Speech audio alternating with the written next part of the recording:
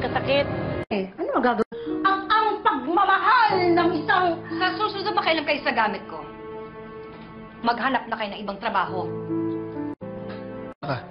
Kung gusto ko mapasahan si Christina, sabihin ko lang na magkasama sila ngayong dalawa.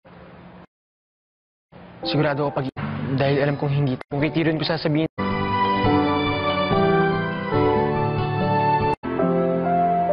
Sorry po doon sa kanina. Ang masaya si Juan. It's an open book sa bahay na to. Okay.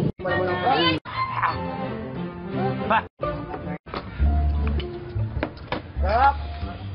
Sigurado ka dyan? Sarap! Okay, Bear. Ikaw lang nakakaintindi ng cooking style ko. Na nga, mag-apit. Gawin yung gusto nyo. Joaquin. Sabi mo siya, Sabi ka nga dyan, sabi ko sa'yo, close kami. yung ginawa kong paglapit sa'yo was a mistake. Akala ko makakahalata ka na gusto ko nang putulin ko anumang koneksyong meron tayo. So please, stop bothering me. Ah, ganon. Bakit ito naman ang pipili mong buhay? Kesa sa maging hawang buhay na meron ka.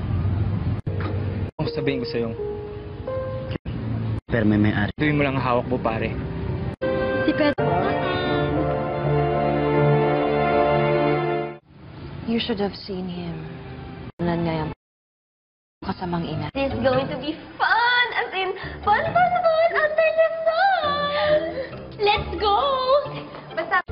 Sige na, kunin nyo na yung tools. Bumaba kayo rito tapos. Sige, mamamay. Ano sa tingin mo? Ay mo start eh. Palagi ka boss dito.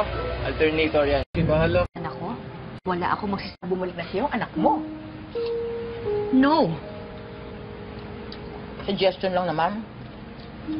Akala mo talaga ganun lang kadali yung... Silbi ako kasi. Mo na naman yung... Tumigil na nga kayo ng magmamahal.